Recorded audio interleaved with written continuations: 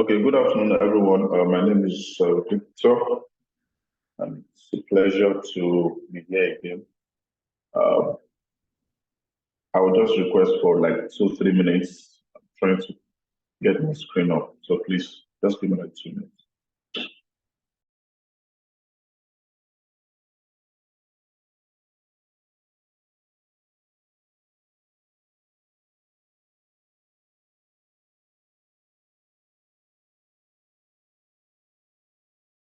How to generate funds, how to generate funds for our businesses, right? So the first thing is I'll show us the topics we'll be going through, your ideas, your funding, the funder ready, stages in startup financing and fundraising, types of funding that exists, how to access business funds, current funding opportunities, a few of them I highlighted, and then I'm ready for your questions. So this is the first thing I want us to do. I would like us maybe you can with the comment section, or somebody can unmute and tell me which of these options would you go for and why? Which of these options would you go for and why?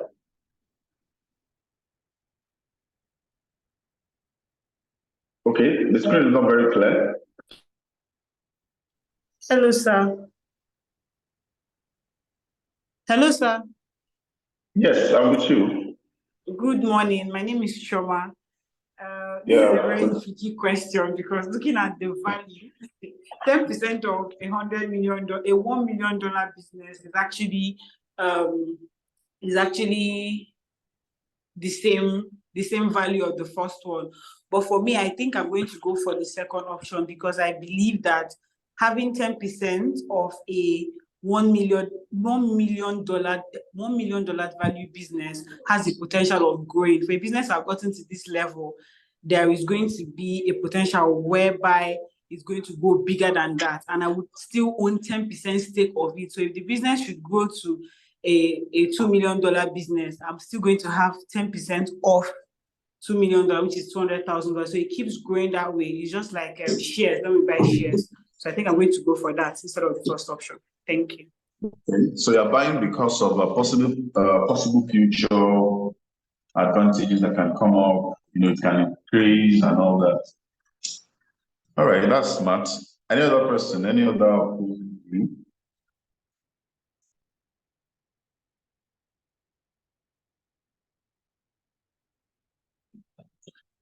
Please, you cannot just unmute and quickly talk to me. If you have an opposing view, or if you sustain the same view and have like another reason.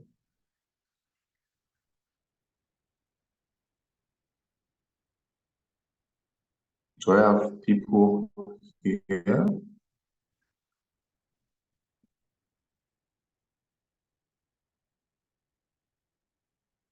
Oh. Okay, nobody's speaking. We need to crack this before we move on. So I'll need one or two other persons to speak. Then we can go on.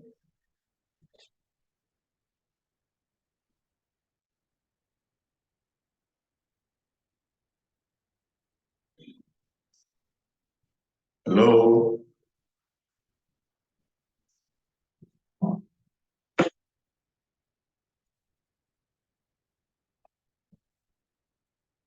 Can everyone hear me actually? Good afternoon. Yeah, good afternoon.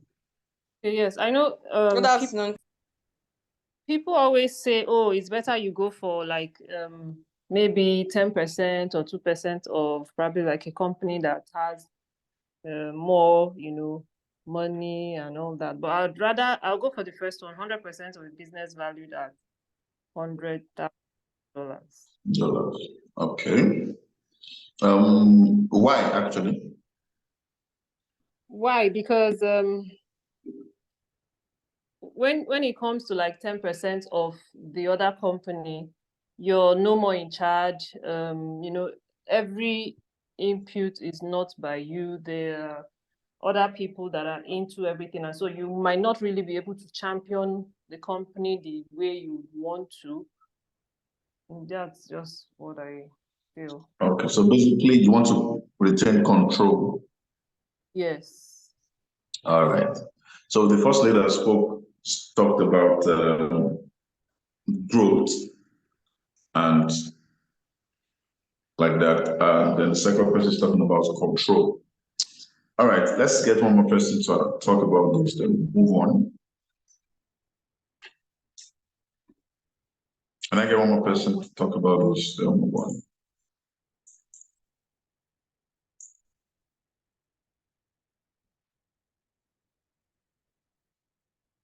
Please, if you want to speak, just unmute and go on.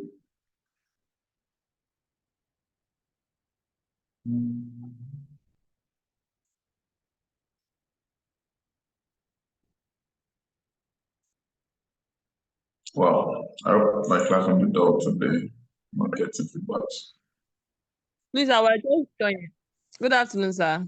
Yes, good afternoon. Please, we are just joining. I'm just joining. Let me speak for myself. So I don't really understand what's happening now. Oh, okay. So we're trying to just break this ice. I'm sure you can see the screen. Are you seeing the slide? Yes, sir. Yeah, so choose an option and tell us why.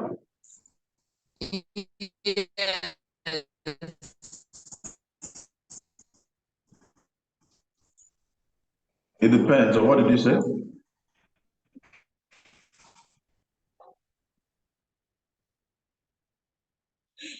I can't hear you. I don't know. I think network is really bad over there. Okay, so I will go with the first one. Okay, why?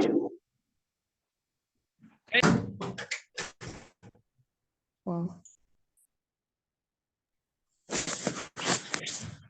Because I have like the other lady said, better control of the assets, and then you are at the peak of decision making for most of the things that are going on there. Okay. All right. Can we go on? Because you said most people are just joining. I don't want to keep going back. Or we should wait a bit. I don't know.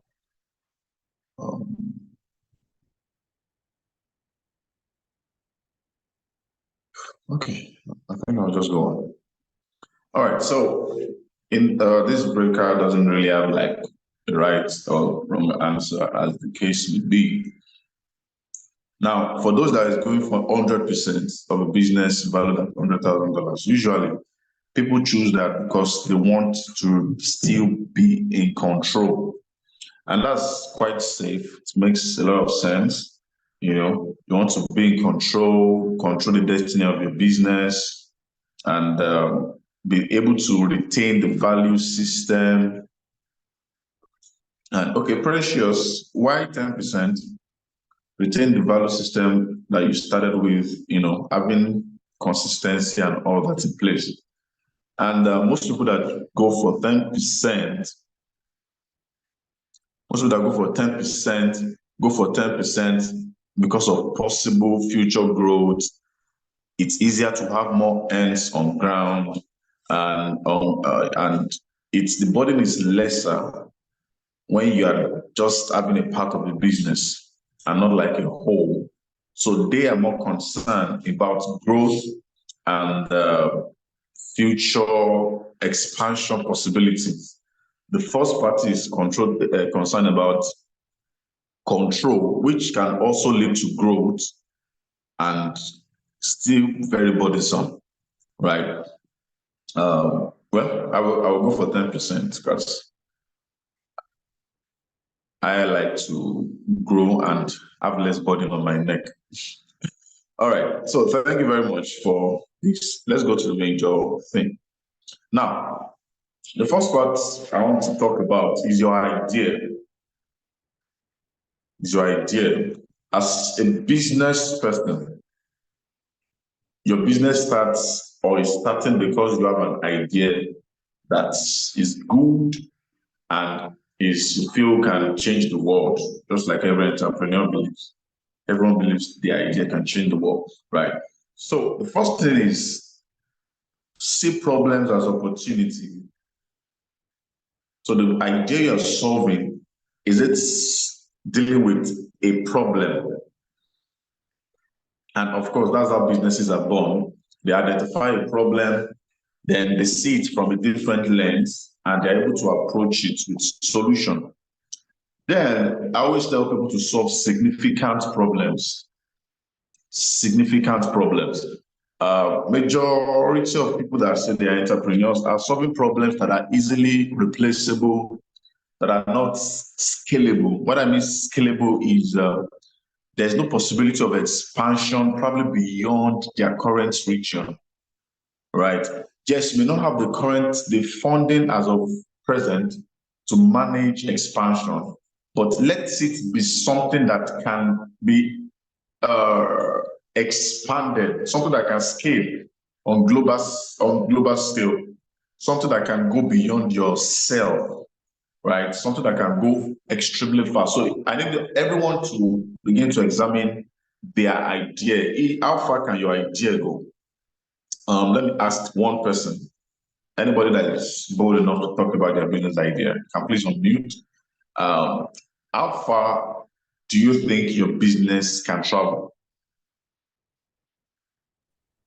Hello, sir. Yes, ma'am. Okay.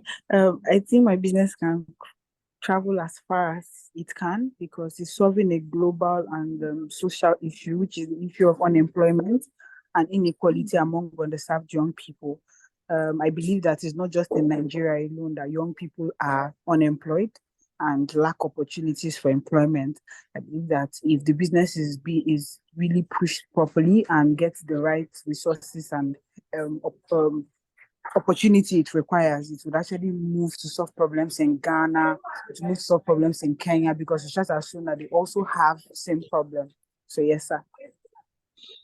All right, good. So I believe you're like a social entrepreneur from the tone of your response.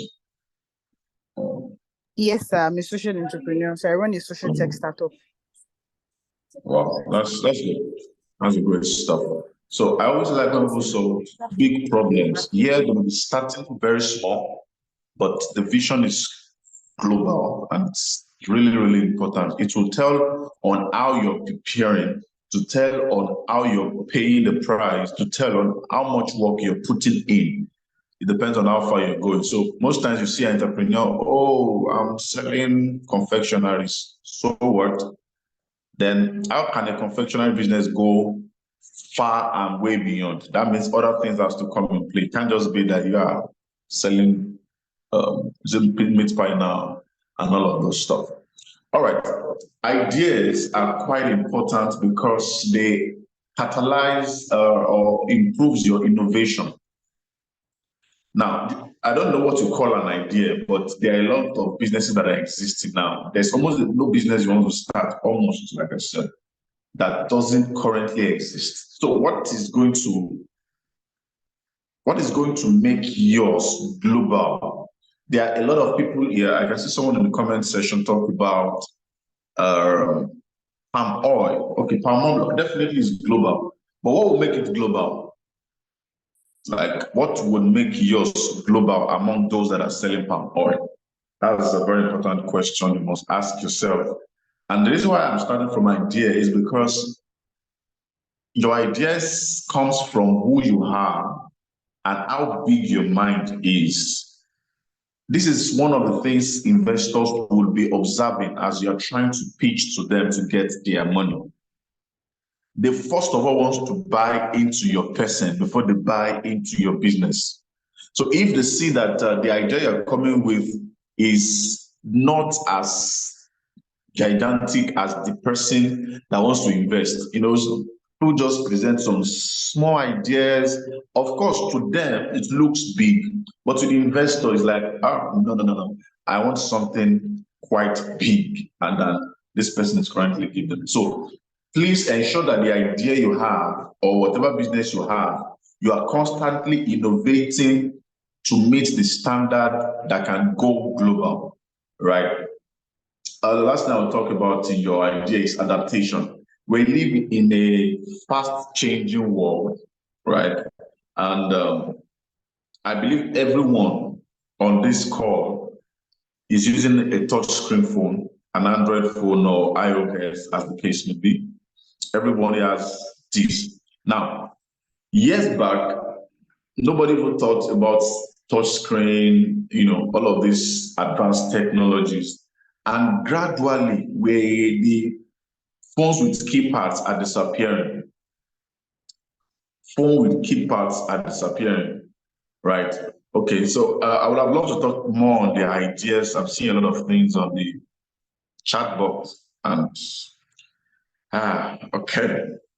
But my business this afternoon is to talk about how you can get food. So adaptation, the world is changing fast. You need your solution or your idea needs to also change fast enough to catch up with the problems and the people you are trying to solve the problem for.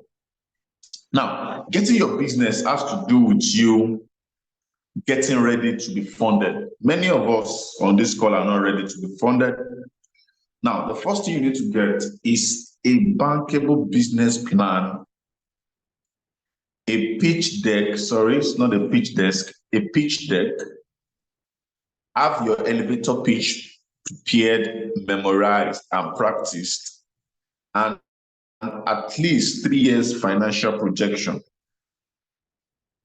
If you don't have these 4 documents handy and not necessarily printed out, we are now in the age where you can store things in the cloud. So they should probably be in your mailbox, somewhere in the cloud. You can easily reach out for them when you fortunately meet an investor.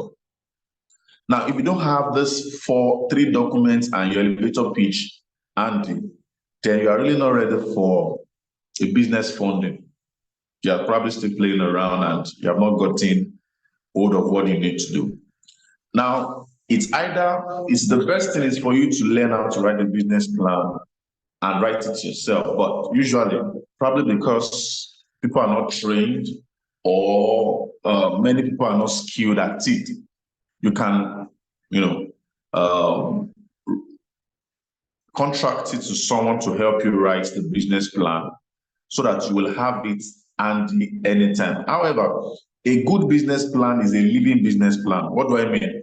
In the sense that your business plan, the one you wrote yesterday, after a month, you should revisit it, or even less than a month, you should revisit it, because there is high chance that what you wrote as a problem or as a solution or as your approach at solving that problem has changed.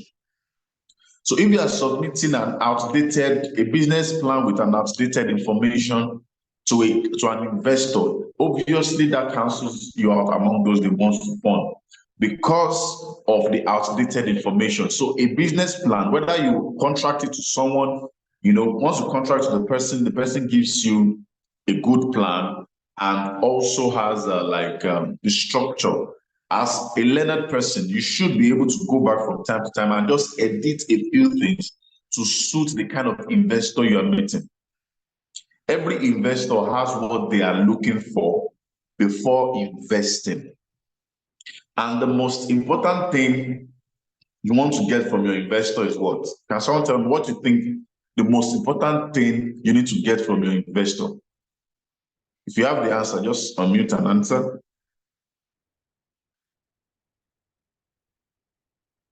Okay, so funds. Any other answer? So I want to get them to buy into the idea and then bring out funds to finance. Excellent. Nobody will give you funds unless they are interested. You are trying to secure the interest of an investor. If you go with getting money, they will find you hard because it's easier to spot somebody looking for my money than somebody looking for my interest. So the most important thing you need to get from your investor is their interest. You need to get them to buy into the idea, like she just said, interest. And the moment you are able to secure interest, you will get the funding, even beyond what you may be asking. Because there are times where you may be under requesting what you needed for your business. So please, let all of us get the idea that what I need my investor to get is interest. I need to secure the person's interest. They are not your family members. They are not your friend. They are not your church member or mosque member or whatever. They are not interested in you. So once you can secure their interest, they will be ready to offer you money. Once you can secure their interest, they'll be ready to offer you money. So please ensure you have these documents, a business plan, a pitch deck. Now, a pitch deck is like a summarized business plan. It's not as detailed as a business plan. It contains key information that explains your business to a layman. It means somebody that is oblivious of what your business idea is should be able to pick up your pitch deck and in just maybe like 5-10 minutes, have a good grasp of what your business is about and can spur interest from the person reading it. Now, just like the name says, elevator pitch. Elevator pitch is a short set of statements that are properly arranged to project your business or present your business to a stranger, or let's use the word investor, to an investor, so as to secure their interest.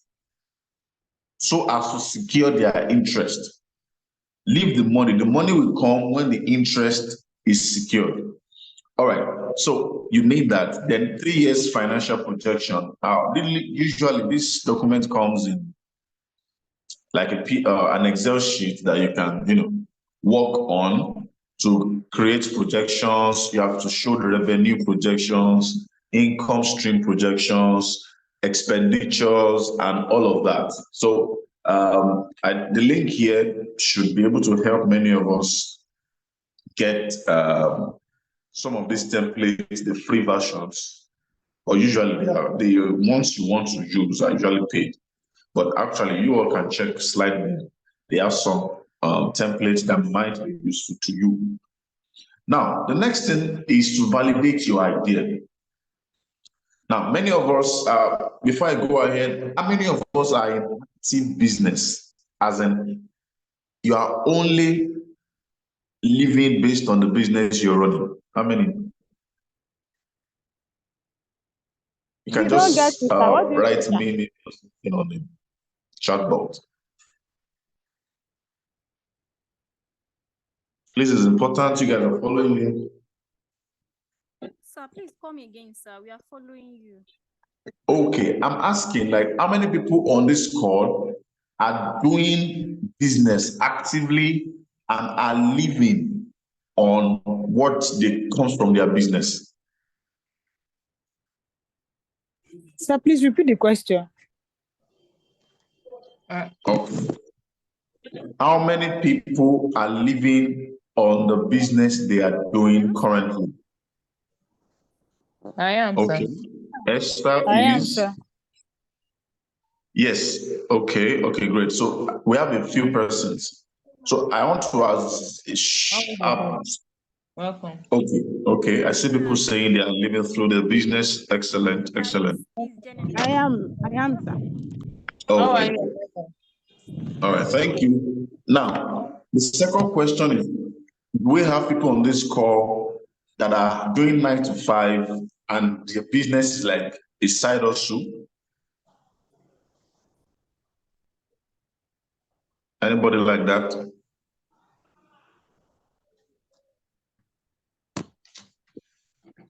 That you're doing a 9 to 5 and your business is like a side hustle?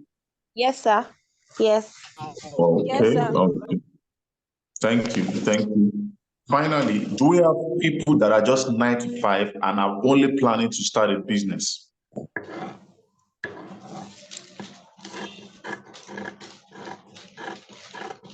Anybody like that?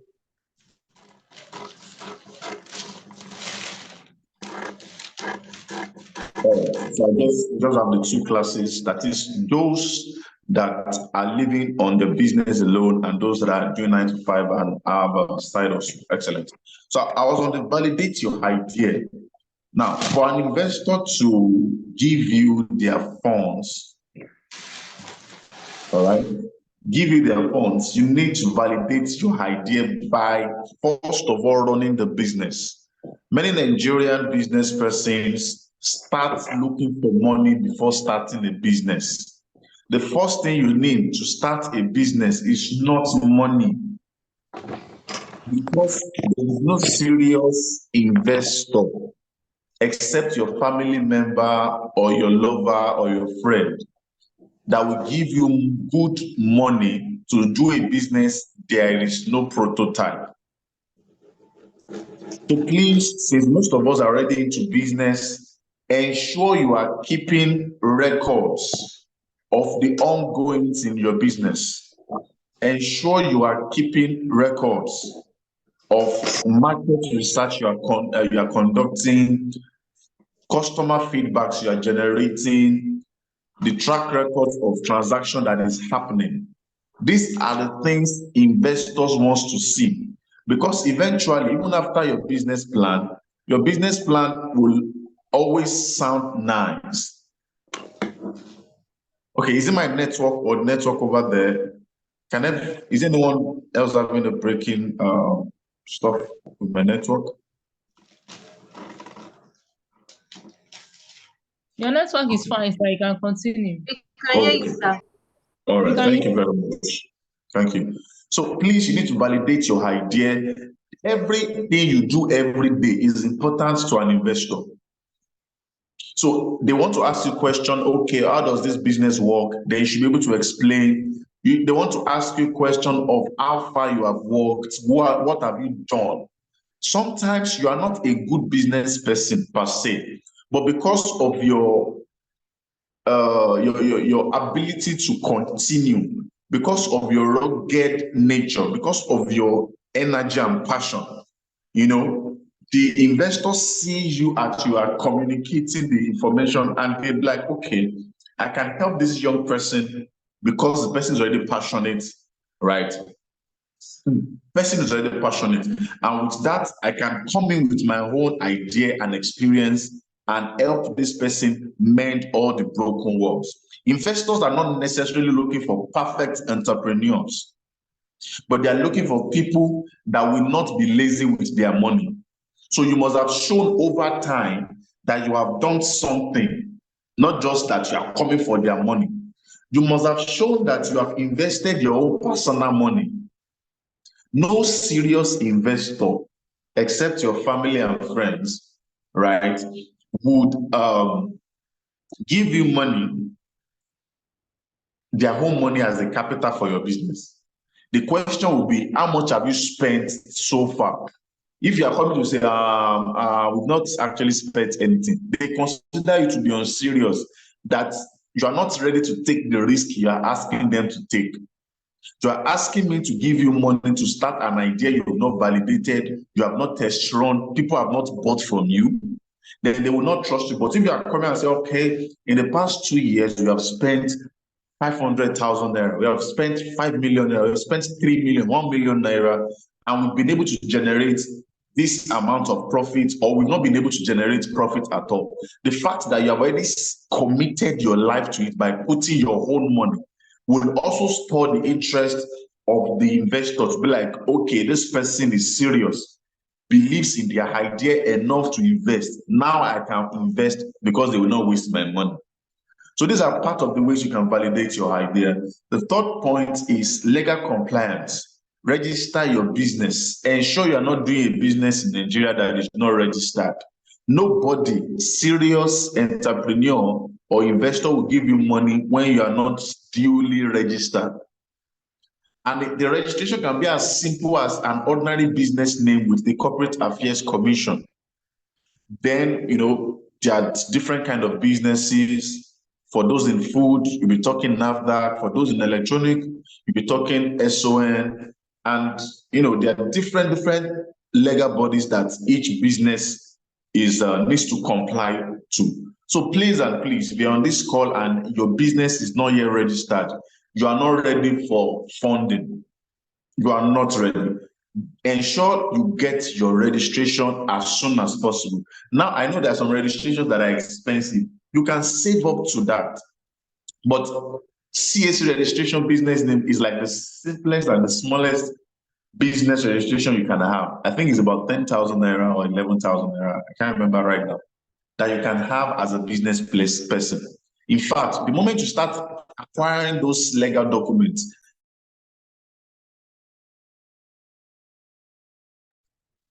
yourself, right?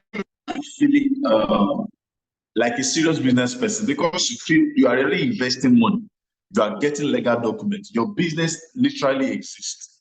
So please ensure you get your business registered. Then next thing, good bookkeeping, financial management. Startups in Nigeria are very poor at this, in the sense that we do not keep records of our transaction. You must keep record of your transaction every time you transact, every time. Let there be a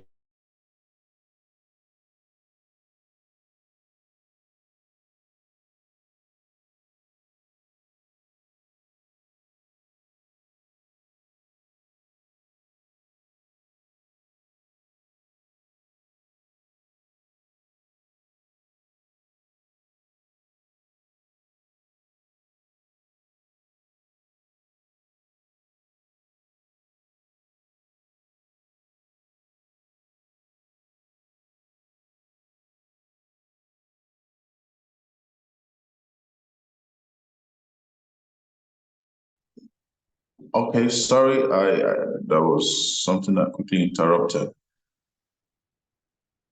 Please, the host, allow me to share my screen again. So I was talking about the funds ready, and I was on the point of good bookkeeping. Good bookkeeping. Please ensure you are keeping transactions, because the moment you meet an investor, please, the host should allow me to share my screen again. The moment you meet an Good investor, one of afternoon. the Is this a current class, please? Because I've been trying to log in and it's difficult. I'm just trying to find. I'm sorry, sir. Is this a class? I believe this is the class. It's about Thank you. Sorry. forms. Yeah. Okay. I don't know if the host can still hear me. I need to share my screen. So I was talking about keeping the right book, that you need to keep a good account of your transactions. Investors will usually ask you for what are your numbers like? What are your numbers like? That's like how they ask the question, what are your numbers like? So aside the fact that you can quote big numbers from your head, like saying, okay, the last 2 years we've been able to execute transaction worth 50 million, and we've been able to generate 10% profits, blah, blah, blah. Eventually, after you should talk to them, they would ask you for the records. And trust me, just easily make up a good financial record by just sitting overnight and making up just making up numbers. It will find you out eventually. There is always a mistake when you are in a hurry to set up a financial record. Okay, let me quickly reach out to the host. Maybe I need to share my screen.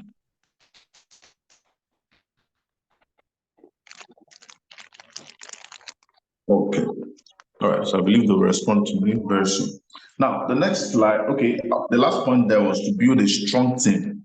Now, people always look for or always have challenge when they talk about building a strong team or building a team at all.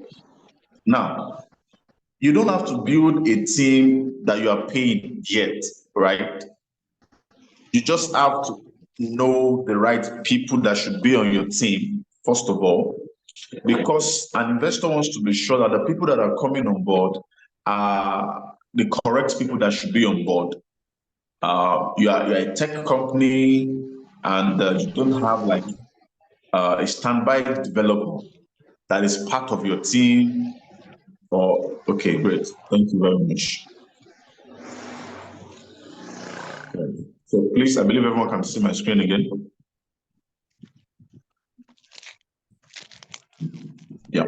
So building a team doesn't have to be the people that you have hired. It just has to be people that you are working with. And as a startup, you should be able to convince people to join your team, not necessarily as a full-time, but that anytime there's a need to be called upon or to do something, they are interested. So it means you must have sold your business idea to these teams that they believe in you.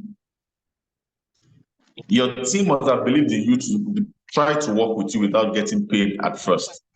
So if you can have a team, it's first of all means that your idea is somewhat good because some people believe in you, strong enough to be in the team.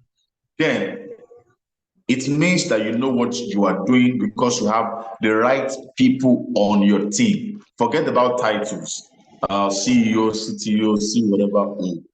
Who are necessary, probably the first three persons you need as a startup. Okay, yourself as a business owner, and of course the overall supervisor or whatever. Okay, maybe if your business has to do with IT, you need an IT manager or a developer. Then maybe you need like a marketing manager. Whatever you think, the key roles, they are very important. These are part of what investors look at. Next slide says have an online presence. Please and please, even if you don't have money to build a fully functional website now, make sure your social media account is good. What do I mean? Separate your business from your personal social media account. A lot of persons like, okay, I post my product on my social media account. Good, you can post that to promote your business, but that is not your business. Please, can you mute? Somebody's mic is making noise. Yeah?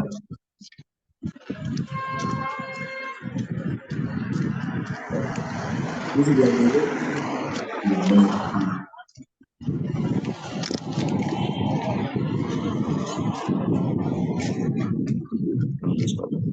all right, let me go on. So you need an online presence. So I'm sure even if it offers like these free third-party websites that can be used temporarily till you have enough funds to build a website. And if you can invest in building a website, that will even give your business that will really give your business a good facelift in the sense that you will be at more advantage than other people.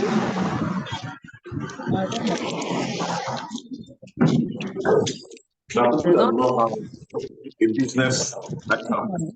The next one, so social media is important because some investors go online to check you out. Some investors go online to get online and they can't find you. It becomes difficult for them to validate the stories you have told them. Right. Next one is learn how to sell or present your business to a complete stranger. Please, if you are outside, kindly mute your mouth, please.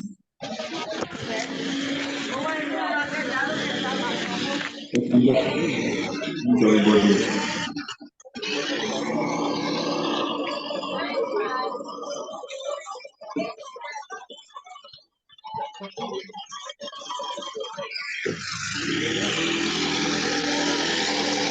Okay. Let me try and move on. So, I've appreciated someone to try to present the business to us.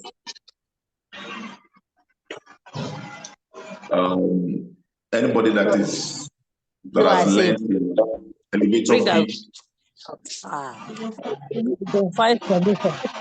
I know say that because you never see him. That's why. And then what came so losing the battle. Please mute your mind, please.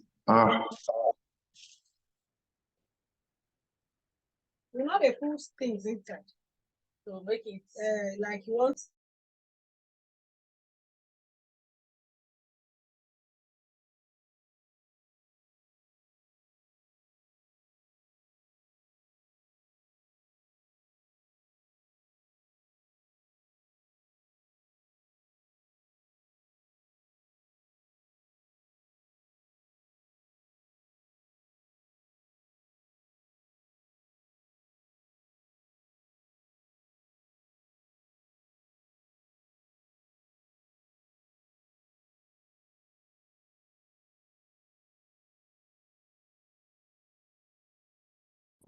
All right, thank you very much. I think the person is muted. If the admin is here again, I need to share my screen again. So I was talking about getting a social media presence, and I think I moved on from there. Then learn how to sell your business to a complete stranger. So I need someone to confidently present their business in such a way that we want to buy on this call. Anybody that has mastered how to present their business in a very interesting way?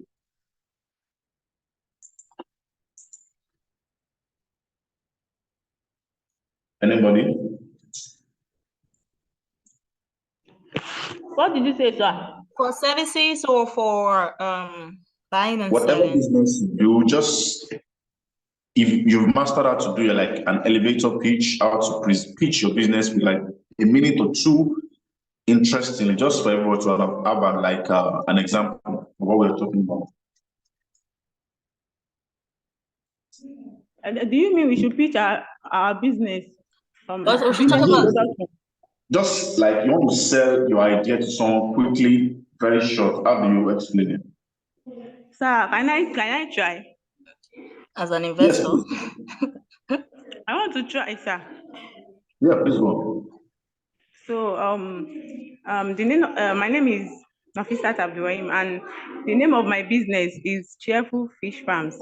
So Cheerful Fish Farms is a brand, is an aquaculture brand that is passionate about providing healthy fishes for people, for Nigerian and West African at large. So our business is focused on on making sure people eat the healthy fishes that are free from preservatives without changing in look or taste.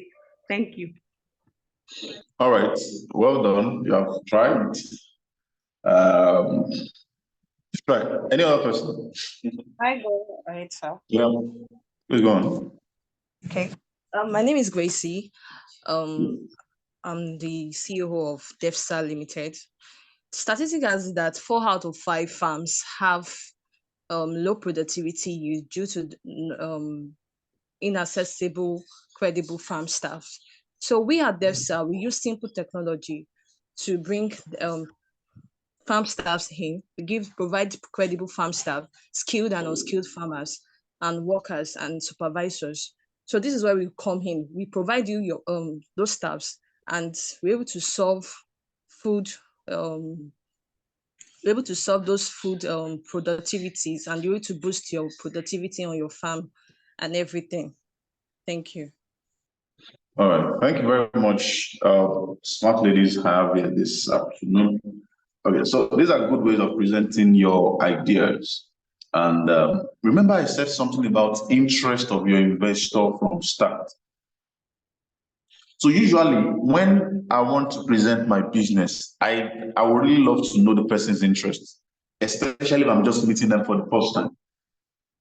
I know you want to talk so much about how great a business idea you have, but I'm not interested in how great it is until it actually concerns me, right? So now, I want to say that, first of all, you want to know if it's a problem I'm interested in.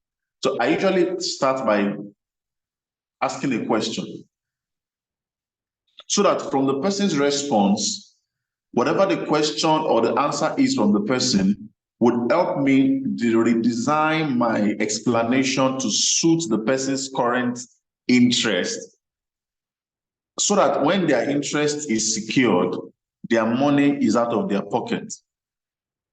So I know you're selfish, I know you have a great business and all that, but is this person you are talking to interested in what you're about to give to them? Now, this works more if you are meeting like an investor one-on-one, but the other ones you guys have described worked when you are like presenting a paper and they are like going to get back to you and all that. If you are meeting an investor, you are concerned about the person's life. There's a popular saying that people don't care how much you know until they know how much you care, right? So until the investor knows you care about their own pocket too. Because an investor is investing because he wants to make more money. All right. So if they are interested in making more money, then they must be sure that what you are offering is not just going to make you more money, but also make them more money. Now, let's listen to something like this. Let's say I am an admin or I'm a manager of an online platform, all right, where we oversee activities of members of a prestigious group. All right, we created this platform for specific purposes, social gatherings, professional networking, and spurring common interests of like minds. And we facilitate communication, maintain order, and ensure the group operates in accordance with the intended purpose and guideline. All right, so any idea of what I'm talking about? Anybody with an idea of what I'm talking about?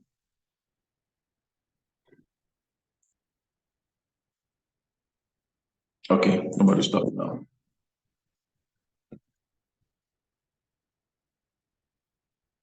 Hello, sir. Hello. Yes. Did you get what I said at all? Maybe I should come again. Please All come right. again. I'm saying I'm talking about. I don't understand you, sir. I didn't get Okay. you. So I'm talking about selling your ideas. Now, the first person that spoke when I asked for opinions mentioned that she's into fish, right? If I'm still correct, selling Yes, sir. fish, LD, and all that. Now, that is good, but a lot of people are selling fish. Okay. Now, if I want to talk about, I'm going to be talking about there are 50 species of fishes that are not common to Nigerians but are healthy for their eating.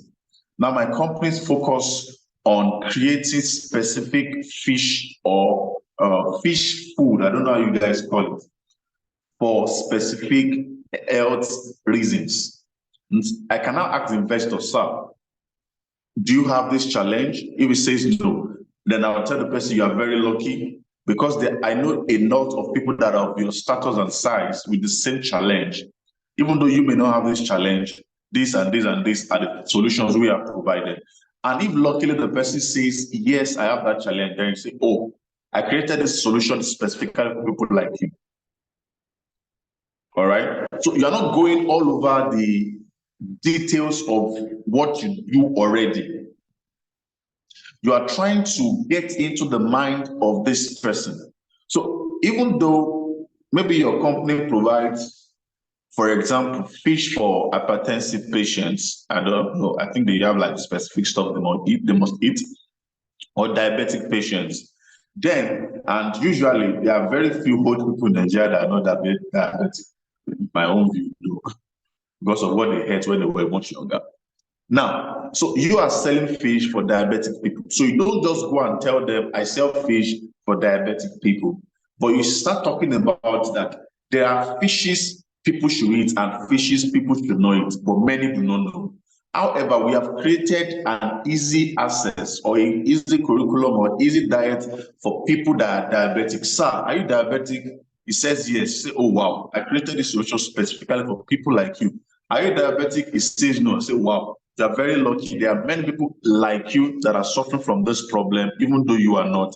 Then you are beginning to enter the person's mind by getting their interest. You care about their health. You care about their life. So the lady selling fish, instead of talking about how good your fish is, start talking about how your fish, anybody that eats your fish, how it will benefit them more. And look for a very juicy way of explaining how it benefits them. Now, I was reading a statement. Let's try and listen again. All right. So if I tell you that I play an administrative role on an online platform, all right, that is responsible for managing and overseeing activities of members of the prestigious group. Now, this platform was created for specific purposes, social gatherings, professional networking, and spurring common interest, right? Now, I facilitate communication, maintain orders, and ensure that the platform operates according to the intended purpose and guideline. What am I explaining? I am saying I'm a WhatsApp admin. All right. Now, what I just explained is a bogus explanation of the simple role of a WhatsApp admin. I don't know if you understand what I'm saying. It's a very bogus way of explaining the simple, I am a WhatsApp admin, but the presentation can make it look extremely great. And that's how you need to start presenting what you do. People need to be impressed. All right. You need to impress people with your presentation. That when you're delivering your presentation, they are impressed. And when they are impressed and you have secured their interest, it's easy to go on with their money. All right, let me go on. Create a prototype. That's part of validating your idea and most valuable product. That's what MVP is all about. Generate tractions, market expansion plan, quality, commitment, and integrity, clear path on how the funds will be spent and repaid. This is very important. Now, in 2019, yes. In 2019, I got a funding, $5,000 funding, and quite a lot of people that I know too got it. And eventually, something funny happened. Some people actually use the money to get married. Some people use the money to buy a car. Now, I'm not against their choices, but they are no longer in business now because, well, of course, it was granted, it was free money. They used the money that they got for a business to do those things. Those things are nice, they're important, but that was not the reason why the money was secured. So your investor will start asking you of previous funds you've got. How did you spend it? How you spent it will also show them if you are a credible person to be funded or not. How do you plan to pay back the money you are getting? These are all factors. And lastly, how much equity are you willing to let go of? Going back to our icebreaker, I was asking, would you rather own 100% of a $100,000 business or 10% of a $1 million business? And we have varying views. Now, your ability to negotiate with an investor will determine how much you go home with and how much equity you will let go. Because I usually get questions like, okay, how much equity should I let go? There's no written rule anywhere that this is the amount you should let go. It depends on you, your vision as a person, and how you can negotiate. Your negotiating skill must be the best that is available. All right, your market size and growth potential. That's why I tell people to solve big problems. Don't solve problems that is just probably in the vicinity or a few persons. Appropriate valuation of your business. Now, how many of us knows how to value our business here?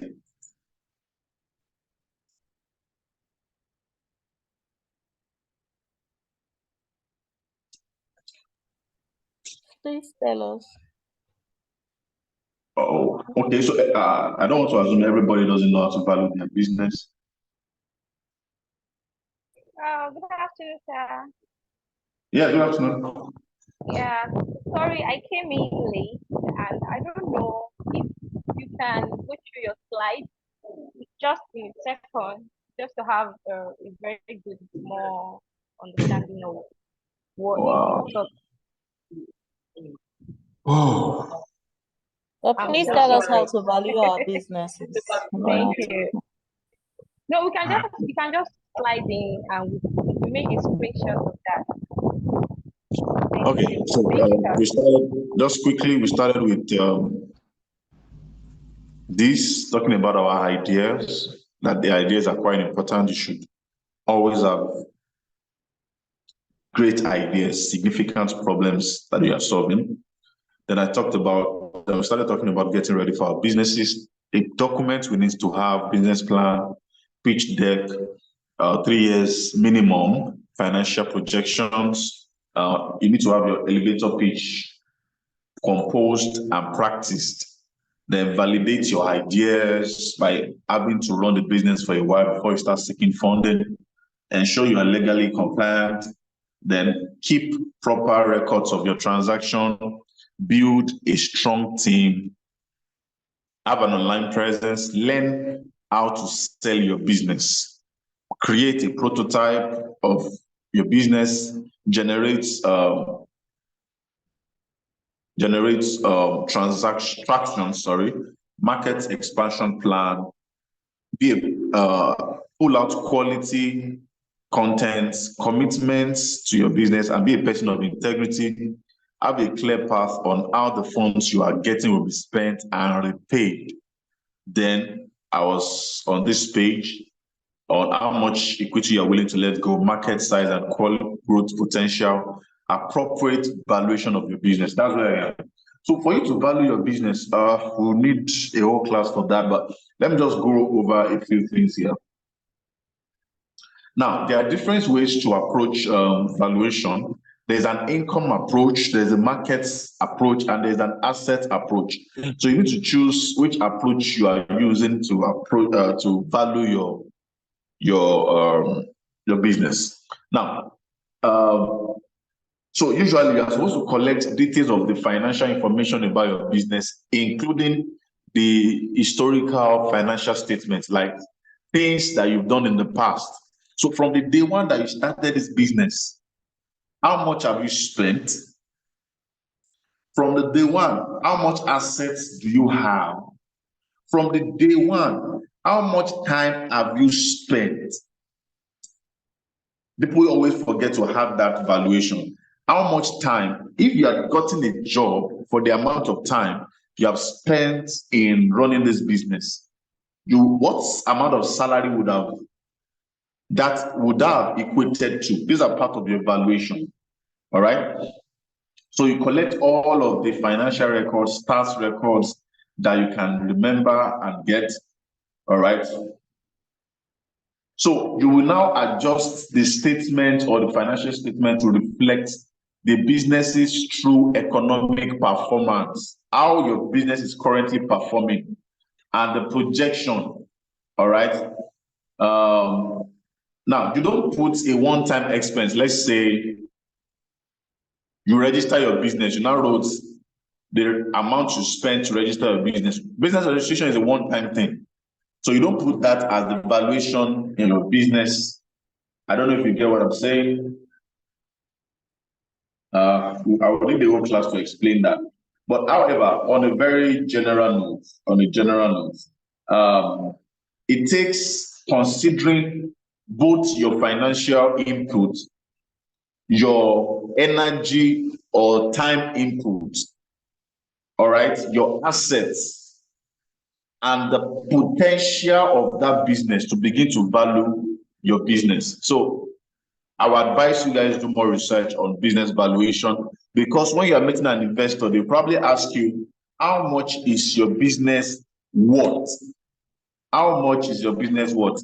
Whatever number you tell them, they will agree. But when they are doing their due diligence and checking the records, that is when the truth will come out. If what you valued your business, whether you have undervalued your business, or your valuation is correct, or you have overvalued your business. All right, that is that. Viability to raise additional funds if necessary, or an exit strategy. Africans don't have exit strategy. We want to remain in that business forever.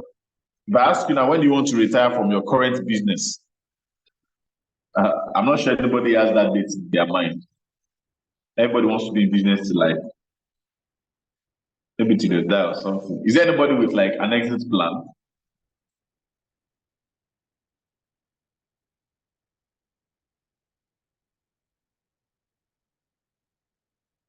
Okay, nobody. No, sir. What? I said no, sir. No. Okay. So, well, the exit plan, if you don't have, at least you need to have for your investor. Like, so if you meet an investor, and they ask you, okay, I'm giving you $50,000 for your business. I'm going to take 20% of shares out of your business. Okay, so can you say that, okay, in the next 5 years, I'm going to give you back $50,000 with another 100% or 50% or 70% profits to that $50,000? Then that will be end of your owning the share, or it's a lifetime share holding thing? Is there like a end to this agreement we're about to make? These are part of the exit strategy. Personally, as you are, you can own a share somewhere, but you're not fully part of it, of the business anymore. You need to start looking at those things where your business is separated from you. Successful businesses have their business separated from them. You will never see Dangote carry a bag of cement, but he controls most of the cements that go around. All right, so we all need to have this exit strategy. All right, so let me go on to the stages in startup financing and fundraising. There are different stages when you are trying to raise funds. Now, what are the pre-seed stage? We have, okay, I listed 10 here. The pre-seed stage is the earliest stage of funding that you have as a business person. Now, in this place, you are usually the one funding yourself. Sorry, it's pre-seed, not pre-seed. Pre-seed funding. All right. These are the money you are spending, all the money you are spending when you are trying to validate the idea, you are trying to kickstart the idea, money you are spending on your research, spending on your transportation as far as it has to do with the business, money you spend at the beginning years of your business. So many of us may still be at this stage of the pre-seed where we are the one funding the business ourselves.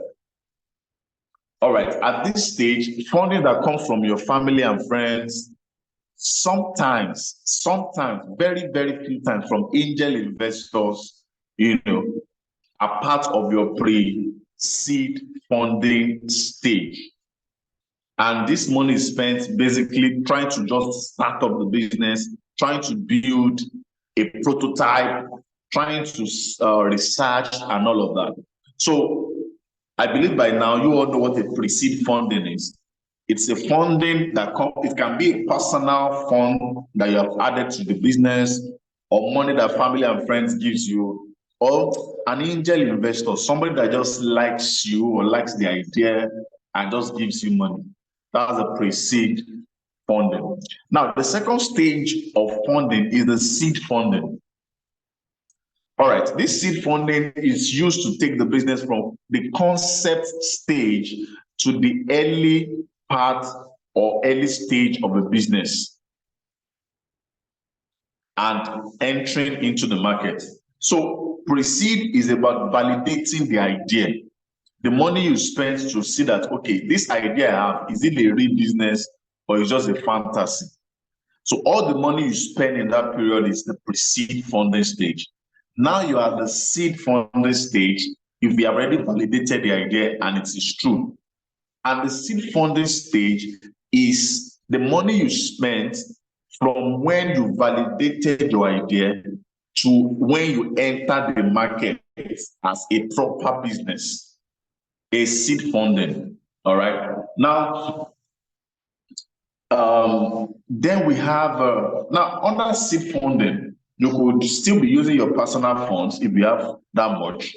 And you can actually meet angel investors, or you do a crowdfunding for that. Now, the third is a Series A. I'm sure for those that are in tech, you must have heard these terms a lot of times. This company just did their Series A funding, Series B, Series whatever, and all that. Now, a Series A funding is aimed at startups that trying to validate concept and build traction. You are trying to build traction and you are ready to increase your size. That is, probably you're operating in Ikeja, Lagos. Now you are trying to cover the whole of Lagos. You will need a lot of funds for such an activity. then you can decide to say, okay, we want to scale our business now. We need another set of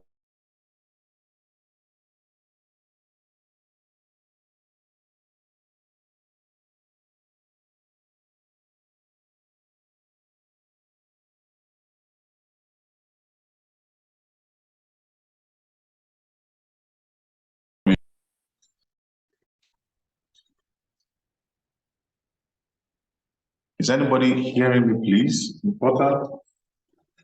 Yes, sir. I can hear Yes, you. Yes, sir. ma'am, I can hear you. Ah, spending is connected. I can hear. Yes, I can hear you.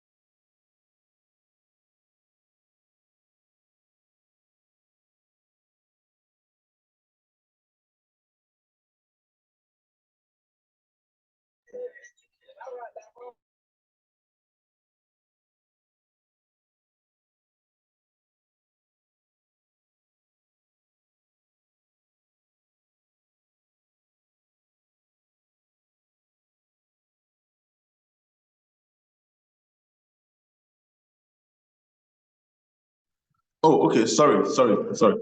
Now, I said Series A, Series B, Series C's are just different stages. They are just different stages of scaling funding. All right. So you can have Series A, Series B, Series C, Series D, Series, I don't know, as the letter goes on. As long as what you are trying to achieve is to increase your market share, increase your size in the market, increase your productivity, and all that. It's all falls between Series A, C, and you can have Series D, F, and whatever. Then there is another kind of funding that is called bridge financing. Now, this is another round of funding that can occur between the funding rounds when the startup needs additional capital.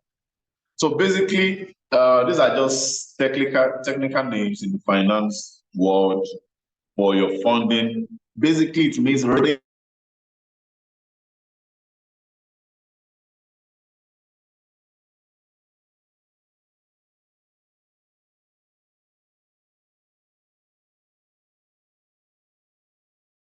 the next 1 year so that you can scale up for whatever reason. So this bridge financing can just quickly come in, all right? Quickly come in for you to work on. Now, this other 7, 8, 9, 10, they are for very, very big corporations. And I'm not sure we'll really be needing that for now.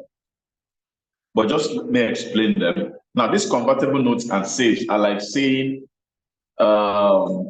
simple agreement for future equity. That is like a debt equity where instruments can convert into equity, or when you get revenue in the future, then the company that is giving you that money will now come and take their money. So it's like, if you succeed, yes, we get this particular percentage. If you don't, we can take maybe. So basically, it's almost like a loan thing, but with a lot of negotiations in between. And IPO, I know that many of us bought shares when MTN sold it, I think 3 years or was it 2 years ago? How many people bought MTN shares? I did. Did anybody buy MTN shares here?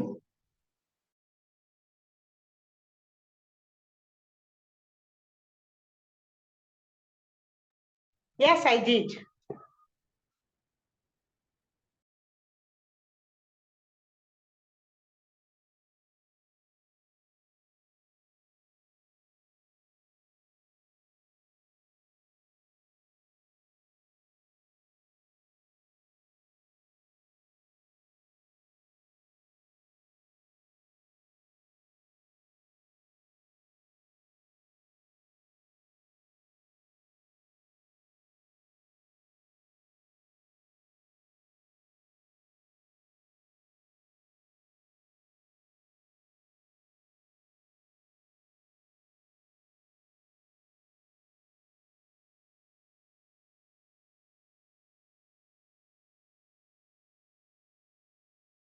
Sorry, I don't know why my network keep breaking here and there.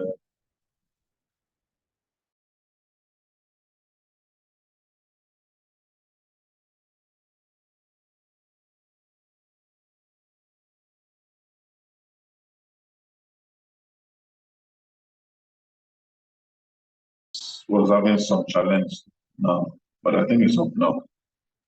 Please just help me. If you can hear me, let me know you can hear me so I can go on. Yes, sir. I can hear you now, sir. I can hear you, Okay. sir. Okay, sorry. I think the network tried to mess around today. All right. So why did admin allow me to share my screen? So these stages of funding are, yeah, they may be a bit bogus and sometimes confusing, but basically what you need to know is, and I believe most of us on this call are probably at the pre-seed stage funding or at the seed stage funding. All right, the pre-seed or the stage funding, either of those two. Anyone that understands what I've explained should tell me which stage they have currently in their business.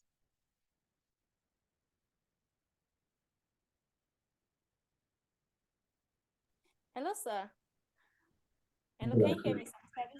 Sir, you know the line was breaking somewhere in between the line, in Can between you your hear me? conversation. So if you can make a review of that or Sorry, please, can you be a little louder? oh, Sir, my I business said is at the line was breaking. It was in and off and on.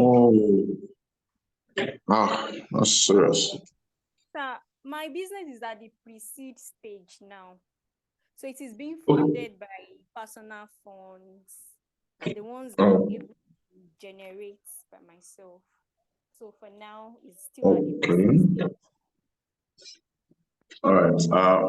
I heard you correctly. You said it's at the pre-seed stage, right?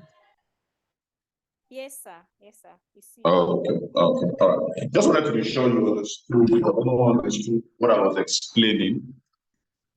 You understood what I was explaining. So that's good. I'm still waiting for the host to please help me share my screen again.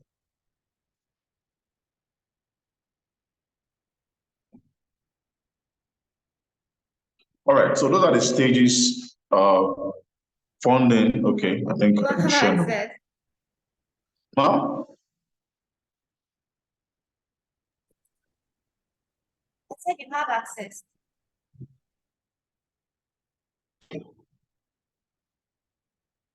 I have what? You can share your screen now. Okay, yes, I've done that. Thank you. So these are like stages, all right? Would have loved to explain all, but I'm not sure it's applied, all applies to us all right? So, but the ones I've explained are the most important for you right now.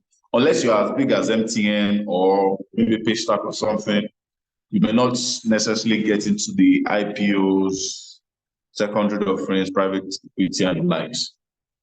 All right. Now, so this is like a general summary of the one that is really your business.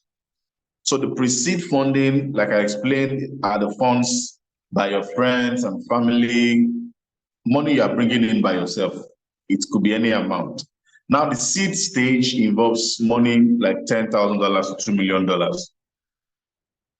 On the last part, you will see the valuation, right? So, for example, a business that is 3 million in valuation can raise between 10,000 to 2 million fund. Now, valuation does not mean that's the amount of money you have at hand. It just means what your business is worth after proper valuing.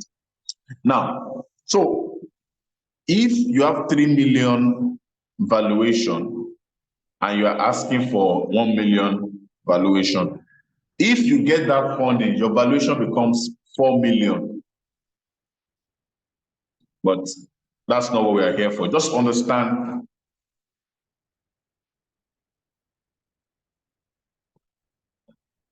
Just understand that Is the network still breaking? Somebody's writing about that. I've changed my location actually.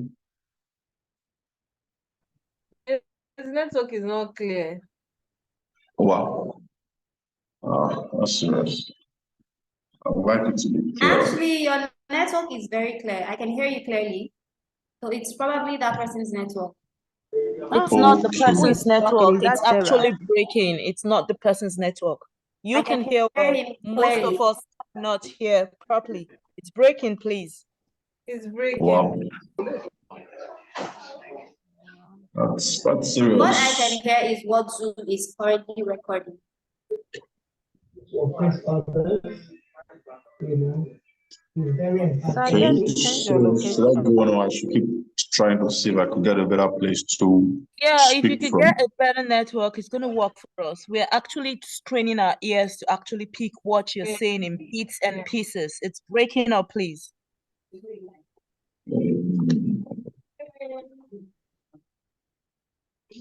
Okay, let me see.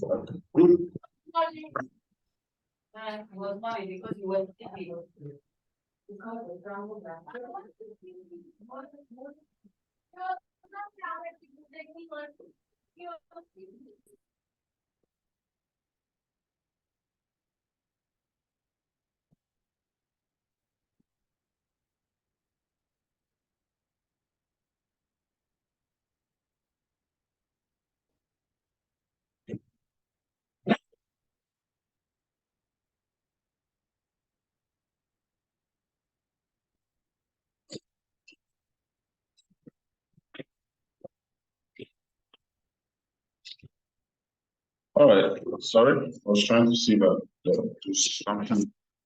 Okay, is it any better? Yeah, can hear you now. You can hear me now? Yes, sir. Okay, great. So Yes, let I me think it's just better now. let me try to go through what I was saying earlier. So I mentioned the stages of startups that exist. All right. So I mentioned the pre-seed, being that every fund that comes from maybe your pocket, your friends, your families, sometimes crowdfunding, sometimes grants, like that. Every money that is required for you to start up and build like a prototype of your business, right? That's in the seed stage. And most of us, like somebody already identified, are on that stage. Now, the second stage is the seed funding stage. Now, the seed funding stage is the next stage where people begin to give you money now. All right. It's like when you're trying to enter into the market properly as a business. All right. The money you are raising at that point, usually from angel investors, sometimes crowdfunding, as the case may be. Now, the money you're going to be using to create to do more market research, product development, and trying to get like customer acquisition first attempt you are making. So the pre-seed is you are trying to validate the business idea. You're trying to understand what is going on, if this business or this idea you have is actually a good business idea or it's just a fairy tale in your mind. So usually nobody will give you money at that stage except yourself and maybe your friends that believe in you as a person.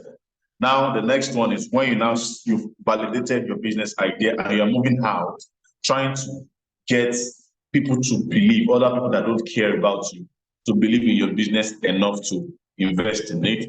Then the next one you have is a Series A. So I was explaining something that Series A, B, C can continue in the sense that it can be Series A, B, C, D, E, F, and as long as you keep as you want. Because this Series A, B, C are basically for those trying that have validated their business idea. They are already in business, all right? They have acquired some customers. They are now planning to scale. So as long as you are planning to scale your business, trying to grow, trying to accelerate your growth, you are in the Series A, B, C. You are no longer trying to validate your idea. Your idea has been tested and trusted. Okay, somebody said they can't still hear me. That's interesting. Yeah. Isn't that difficult? Is that so? Is it like many people can't hear me still?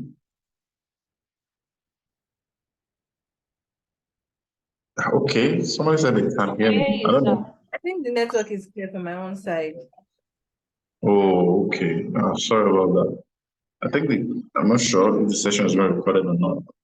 Then, so the series can go on from A, B, C, D, E, F, blah, blah, blah, like that. As long as all you're trying to do is just scale your business, you know. Okay, somebody is asked, please just reserve the questions for later. I don't want to interrupt the thought now. So basically, to know which one of the areas you belong to is the first time you are raising funds to scale your business is your Series A. The next time you are raising money to scale that same business is Series B.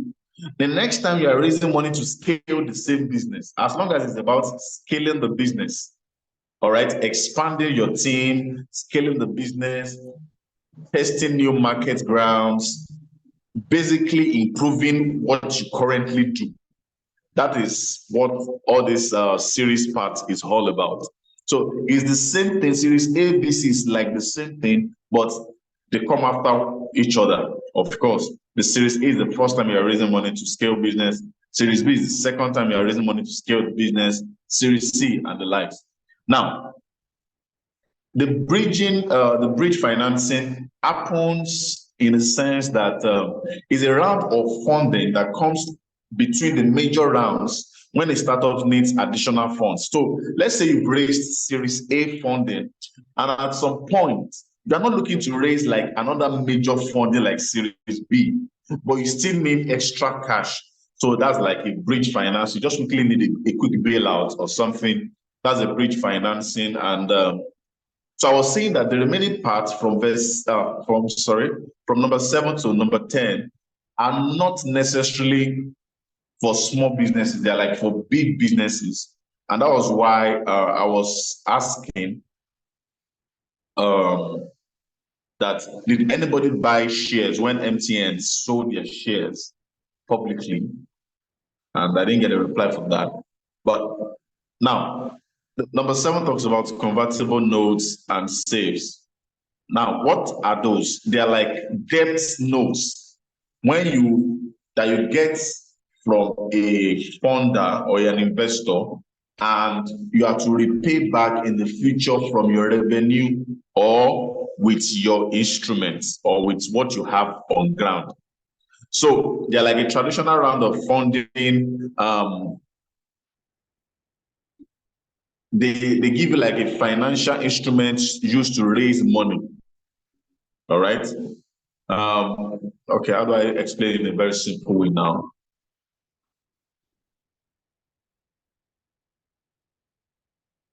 Okay, so basically it's like you are getting an instrument, and sometimes it comes with money. Maybe you need some building, you need a building to run a business in a new location, and you don't have enough funds. So somebody can give you that building, or a corporation can give you the building. And with that facility, because of how important it is to your business, they get a share of your business, and you may pay them back in the future as you guys negotiate. Then IPO, initial public offering, is the process of taking a private company public by offering shares to the public on the stock exchange. So whenever you are able to buy, like there are a few companies in Nigeria like that, that has gotten to the IPO level where individuals like you and me can just buy shares from their company. But all of these remaining parts are for big and very, very big companies. So this is like a summary for you. Pre-seed stage, funds that comes from your family and friends and a few grants.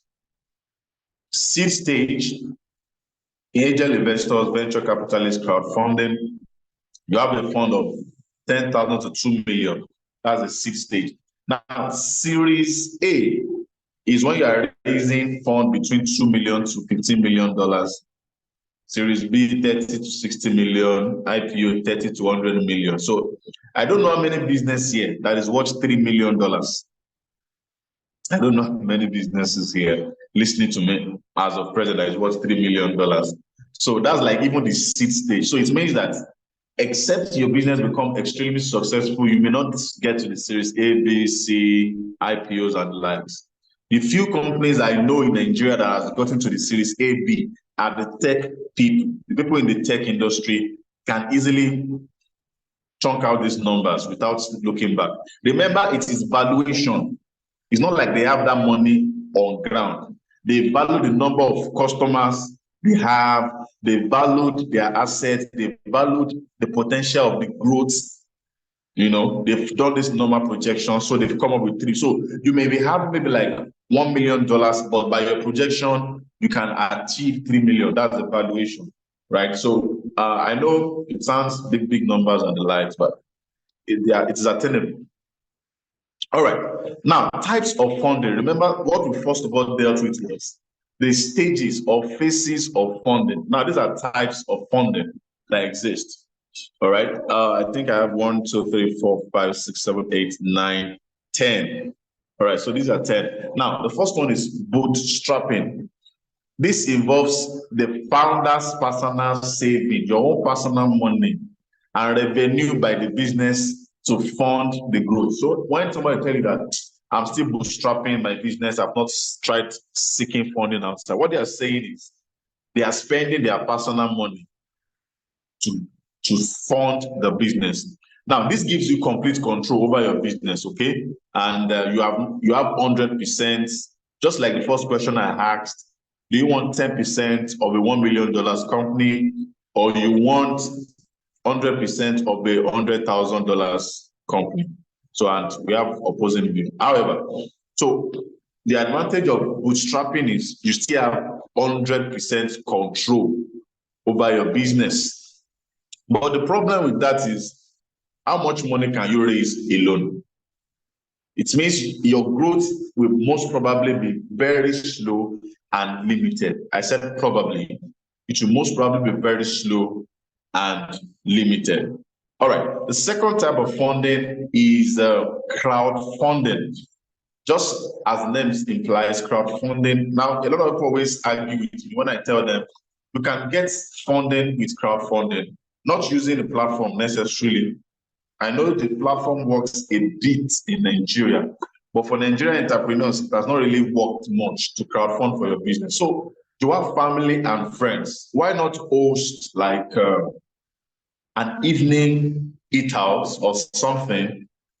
Then you have prepared proper slides, you have practiced, you stand in front of your family and friends who naturally would believe in you, and you present your business idea. And if you have actually tested the idea, you tell them how successful it is.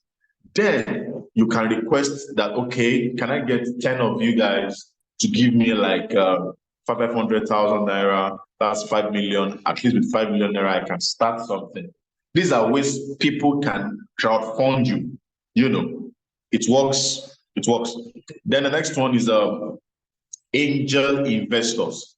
So angel investors are wealthy individuals who have money. All right. So they give you money in exchange for equity or shares in your business. So you meet one big rich man, big rich woman, big CEO that has the money, and you pitch your business idea to the person. The person asks all the questions, they are fine, and they give you money. That is an angel investor. So they are usually individuals that has money to give out. Now, so the advantage of having an angel investor on your team is that you can tap from the person's experience. The person can naturally become your mentor. Since their money is in the business, they will care enough to give you information that is necessary for you to scale your business. All right. They can easily connect you. That's, network opportunities for your business. But, you will have to give out a share of your business. You must be ready to give out some percentage of your business and, potential loss control. when the person lose money, somebody that gave you money to do business and the business fails, who will lose the most? Or the remaining money, who will go with it? Is it you, the business person, or the investor? Somebody should help me with the answer with that. So you got money from an angel investor and somehow the business went south. So the remaining money in the company, who should go away with it? You or the investor? Or who will go away with it? Is the investor now. Are you sure you're not? We can share it, sir. We can share it like 50-50. What? So that we can share it. You spent share an it. investor money and the money went. His money went in your business. And they're saying who will take the remaining money. That The investor will chase you with lawyers to ensure that his money is safe as much as possible. Although we've had situations where business owners have absconded with it, but nevertheless, it's all a lesson. It's all a lesson. All right. So the next stage of, okay, we split the money. Okay, no problem. The next stage is a venture capitalist. Now, venture capitalists are a firm of startup companies that give money to startups in exchange for shares. All right. So angel investors are usually individuals. Venture capitalists are usually like a firm that gives out money to startups. Now, these guys, venture capitalists, are very, very strict with their own stuff in the sense that they only give funds to companies with high growth potentials. Companies that they've valued and they've checked out that has a future are the only ones that get their funding. They don't fund that are just starting business. They need it to have proven to them over time, maybe over 3 years, that, okay, after operating this business for 3 years, now we want to scale business, we need money. That's when they will give you this thing. Now, the advantage of working with a venture capitalist is, of course, you will get money. If a venture capitalist can take up your business, it means your business idea is valid. They will only take up business ideas that has a future. So if they take up your business idea, it means your idea is valid. Then you will have access to mentorship, expertise, the right network to grow your business. But of course, you must have given away some percentage of your business, all right? You will not have full control of your company anymore because they want every decision to be taken with proper caution. So, and you may not always see things from the same perspective all the time. So, but in all, you will have all the support you need and all the money you need. Then we have accelerators and incubators. Now, these guys are very similar. They provide startups with funding, mentorship, and other resources. Sometimes, or most times, they also try to take a part. They don't take so much part like the angel investor and venture capital, but they always try to like get maybe like a 10%, 5% of the startup. And that's for accelerators and incubators. Just like the name implies, incubators are like for those that are just starting business. All right, like you're incubating a egg, trying to make sure it becomes, I think, is it a chick or hen now? Then accelerator is to accelerate, to scale and make your business go faster. So either way, but sometimes they use this words interchangeably. Then you have grants and loans. Grants are free money, non-refundable funds for your business. Actually, except on few occasions, they are usually small and it's for like a seed funding or pre-seed funding stage. It's not common to get a grant that doesn't take a share of your business, except those in the social space. Social entrepreneurs are quite lucky. They can get massive funds without having to give any part of their company to them. So then convertible debt. Convertible debt is like is a loan. Is a loan that can convert into a share or equity from a future fund that you are raising or event. Basically, they are giving you resources or money based on possible future returns. And that is sometimes tricky if you don't know how to negotiate. Lastly, revenue financing is a startup receives money in exchange for a percentage of the future revenue until a predetermined amount is repaid. So this also deals with negotiation. So an investor can decide to take 50% of your company and tell you that in the next 4 years, if you're able to make this particular amount, my share will drop from 50 to 30%. In this another year, if you make this particular amount, then I will pull out so that you can have full control again. So all of these are dependent on your negotiation, right? So I hope we are getting the idea. Don't worry, the question part will come up very soon. Now, how to get funds? Refine your business idea. If an investor will fund your idea in this century and time, they want to ensure that your business can compete globally. Globally, everybody wants to have a share of this big money that is flying around, especially if you're into tech or environmental thing, you know. Maybe you can build another SpaceX and all that. So refine your business idea, refine it. Please don't go around with a crook business idea. I just sell fish. Okay, how are you selling the fish? What is going to make this fish selling go explosive? That if all you need is just money, what can you achieve? If all that you need is just money, what can you achieve? Now, create a solid business plan. I've talked about that, pitch deck and financial projection. Please have this document handy. If you are looking for funding, have them handy. Then rehearse and practice your elevator pitch. Rehearse it and practice your elevator pitch. Your elevator pitch is few lines of statement that you can explain in that you can quickly tell someone in like a minute or two in an elevator. Let me see if I can give an example. Okay, I'll try and cook up something before we finish the class. Then determine the funding that you need right now. Are you needing a crowdfunding? Is it a do you need what now? What do you need exactly? Are you in the Series A, Series B, seed funding, pre-seed? Okay. Do you need an angel investor? Do you want a company to join you? Do you want an individual to join you? When you are looking for an investor, what are you looking for? Somebody that's investing in electronics. You are trying to get money from that person to invest in fishing or fishery, or as the case may be. Yes, it's possible the person has the interest, but do they have the relevant network? All right. It's easy for me to get partnership or funding from someone that has, let's say, a food market or a supermarket, right, where you can easily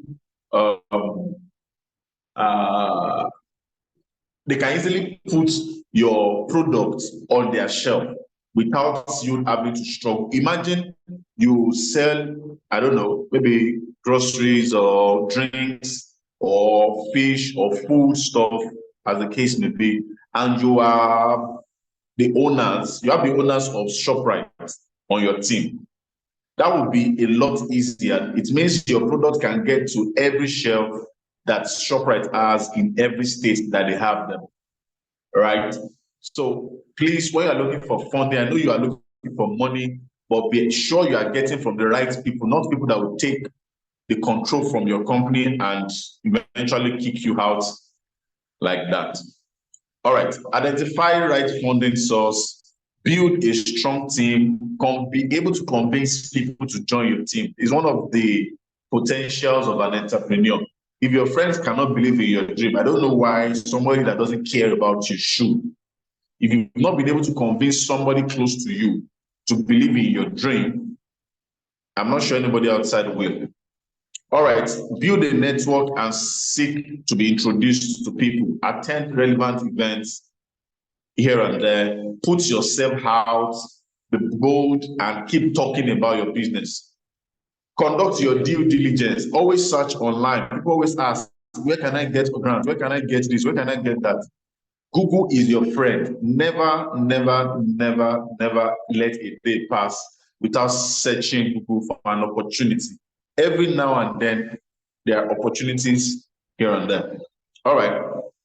Negotiating terms. This is like the most powerful thing you must have when you're meeting an investor. Because if you meet an investor and you tell them, okay, my business is currently worth 10 million naira, and I need you to invest another 10 million naira so that I can scale this business. The person will tell you, okay, I want to take 50%, 70% of your company for this 10 million naira. Then, what are you going to negotiate with? What are you going to negotiate with? How are you going to negotiate your terms so that this investor can reduce the percentage you're asking for? If possible, from 70, if you can reduce it to something like 30% for whatever reason, that would be a very good negotiating time. So make sure you have all of your figures and facts so that when you are face to face with an investor or you are asked while trying to pitch for finance or fund, you don't have any struggle. All right, sustain a winning mindset, learn, unlearn, relearn, apply for as many opportunities as possible. It's not every opportunity you apply for that you will get, and it does not invalidate your business idea. It just means you have to keep learning until you get it. Now, as an example, since I was a student in 300 level, I've been applying, I think 300 or 200 level in the university days. I started applying for grants, the Tolio Melo grants. Now, I believe most of us are aware of it. So I failed 2 times trying to apply. It was the 3rd time I was able to get, that was in 2019. Yeah, I was able to get in. Now, what happened to me in those times I applied and failed? I was learning. Some things I thought were necessary or important were not important. I kept reiterating my business, kept working on my business idea until it was suitable to be funded. Then, man, I saw that the things I was applying with were not eligible. That the things I wrote the time I got the fund were quite different as a product of the failures I've had in the past. So please, whenever you're applying for opportunities, it's good to be optimistic, but just in case you don't get it, you don't get disappointed, you just learn from it and you move on. Secure the funding, maintain financial discipline. Yes. Grants, loans, funding are not for your personal use. Many Africans or Nigerian entrepreneurs have that bad habit, not separating your business account from your personal account. Is a very bad habit. Not merging things, properly defining the boundaries. You need money for family, you dip your hand into your business. These are very terrible financial attitudes that nobody on this call should have or keep having if you will have proper business. I've had questions like, my business accounts, or I receive my money in my personal bank account. You are doing it yourself, because when the investors ask you to bring your financial records and you present a personal bank account, they will be discouraged because it means you are not a serious business person. They will be discouraged, and it will be difficult for you to start separating business transactions from personal transactions. And eventually, they may not believe you and believe you're a clumsy person. So please have a business account where you are receiving the business transactions. You can't open a business account without registering your business, at least with the Corporate Affairs Commission. So please, if you need to register as soon as possible. Don't continue to collect money in your personal bank account. Secure additional funding as you need, as when needed. Show results and achievements. All right. So I think I'm done with my slide. These are some of the websites where you can, access grants and funds anytime.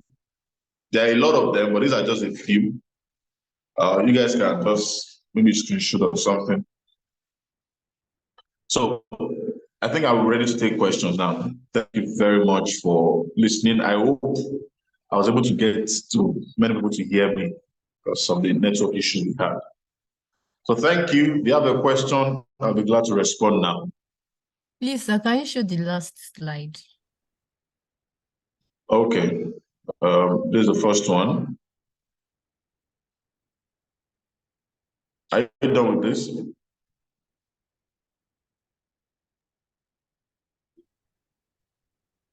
Then this is the second one.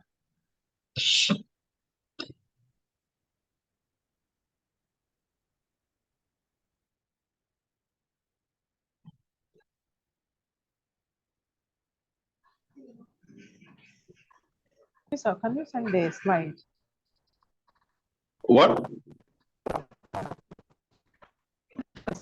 can't hear you. Send the slide to WhatsApp. Send the slide of the program to the WhatsApp. Oh, to send this slide to WhatsApp? Yes, sir. I will talk to the organizers about that if that's going to work out. Please, thank you. Thank you. All right, I wanted to give an example of elevator pitch. So let me give an attempt to it. So let's say, hi, my name is Victor Afolabi, the founder of First Tech. Our world is connected than ever, but finding reliable and personalized recommendations for local experiences is still a challenge. People want to discover hidden gems and connect with their communities, but existing platforms fall short in delivering relevant and authentic suggestions. That's where First Startup comes in. We developed an AI-driven platform that uses your preferences, your location, and social connections to curate a personalized list of recommendations for restaurants, events, activities in your environment. What sets us apart is our community-driven approach. Users can rate and review their favorite spots, creating a rich, tasty of local experience, creating a rich local experience creating a rich experience. Thank you. Plus, we are partnering with local businesses to offer exclusive deals and promotions to our users. The market for personalized local recommendation is booming, with over 80% of smartphone users seeking local information online. We are targeting urban millennials and Gen Zs, a demographic that values unique experience and local authenticity. We've already seen tremendous growth with 50,000 users in our beta launch city and a 30% month-over-month increase in engagement. We are seeking $500,000 in funding to expand to new cities, refine our recommendation algorithms, and further develop our partnership with local businesses. Join us in revolutionizing the way people explore the cities with First Tech.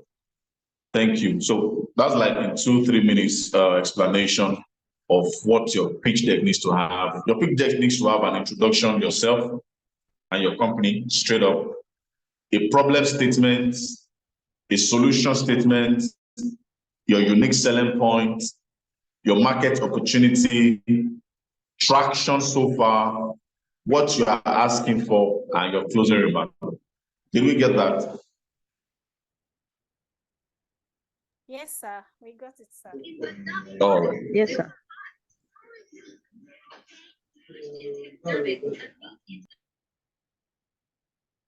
All right, so I'm seeing a question in the comment section by Esther. She said, some of us rendering services, how do we save? Because that's my only source of income. All right, so usually people run into this problem where, because they are just starting, since it's their only source of income, then they begin to spend the money. They begin to spend money that comes into the business. I tell those kind of people, you need to increase your source of income or get a job. Because if you keep spending that money, eventually you will not be able to account separately for your business. And when you meet an investor, the person will complain of your financial mismanagement, even though you know that it is a situation that has made it so. So please and please, as much as possible, you need to get something else aside of your business that will fund your personal life. If not, your business would never scale and it will struggle for a very long time. So please and please, you need to separate these two things. So any other question?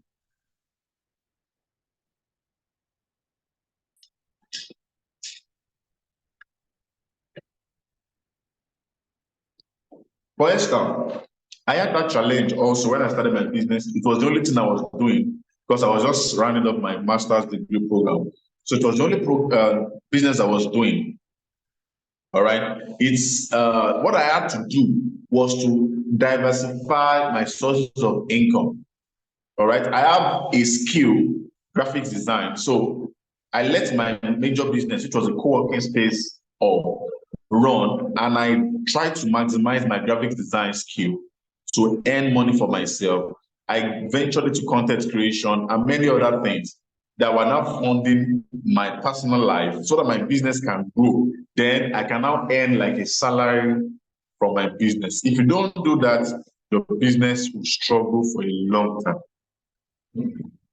All right. Any other question before? Yes, sir. Can you explain more on that creating a more solid business plan? Hey, I'm struggling to hear you. Please come again. On that more solid business plan. Okay, to having a solid business plan, right? Huh?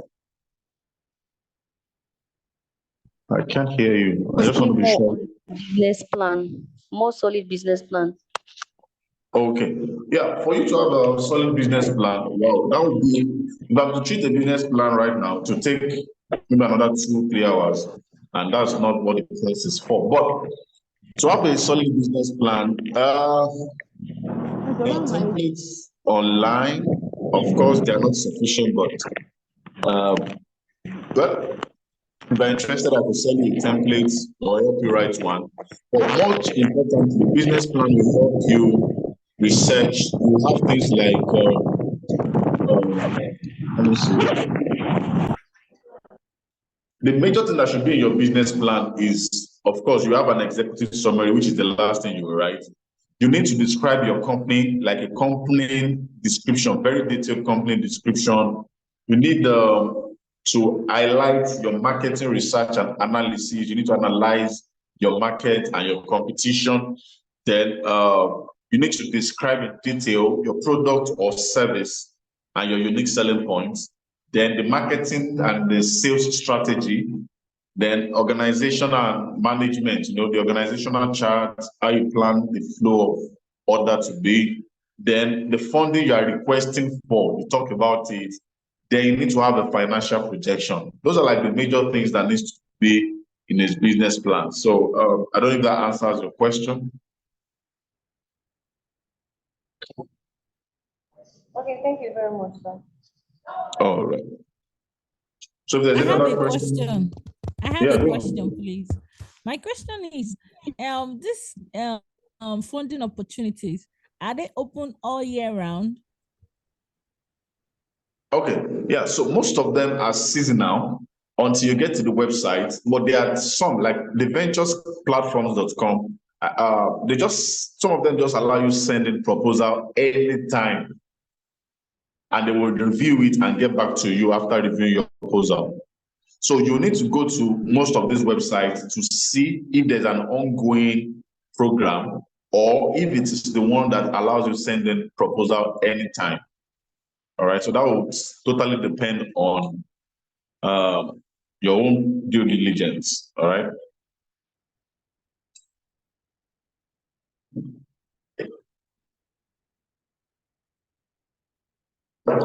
Okay, so is there another question? Yeah, Mr. Kulabi, how do I get your contact if they want to get across to you one-on-one, please? I didn't get that. How do I get your contact? Can you share your contact and invariably one of them across to you? Okay, I would actually advise you go through the organizers. I didn't discuss that with them, and I don't know if that's permitted. I don't know if she's here to answer that.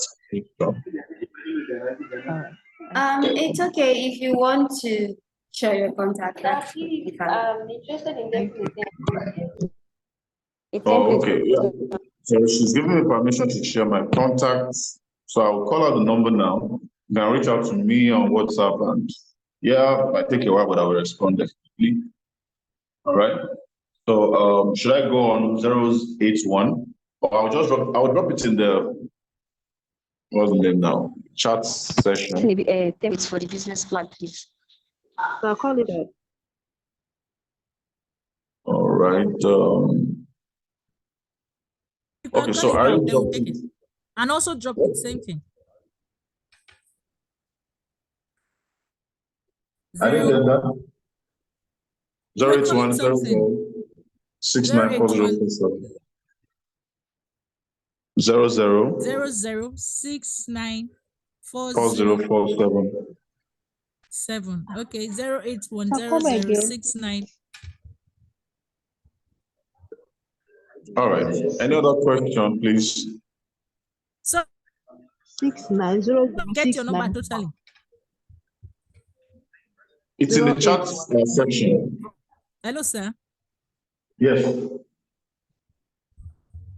Can you call your number again, please? I have a question, sir. Yeah, 081 00694047. It's in the chat section. You can check it out there. Yeah, please go with your question. So, sir, thank you very much for this session. So, my question is that in a situation whereby there are like 2 or more people managing a particular business, like the same business. So, how can we do it in such a way that in our financial bookkeeping, in such a way that a particular sale will not be omitted? Because when 2 or 3 people are managing a business now, how can we do it in an order in such a way that the financial record we won't omit some things, maybe the things we sell in a day. Thank you. Okay, are you selling the same thing at different location? No. At the same, we are in the same location. Let me just say a family business now, for instance, maybe including the husband and wife. So how can we do it? Sometimes the wife will be available to take orders. How can we do it in such a way that our financial record will be in order, like so that we won't omit one? It's just important that whoever is in charge at any particular time should just input the record. You should have a single place you are keeping the record, not 2 different places. All right. If you're a business partner, you need to be transparent. So let there be just one financial bookkeeping place, so that whoever is in charge at any particular point in time will be the one to fill in whatever transaction takes place. All right. So in that case, no transaction is lost, whether you are the one in charge or the other person. Whoever is in charge will input the last sales that happen. So I feel in that scenario, that model, nothing is lost. Okay, thank you very much, sir. Yeah, all right. Okay. Do we have any other question, please?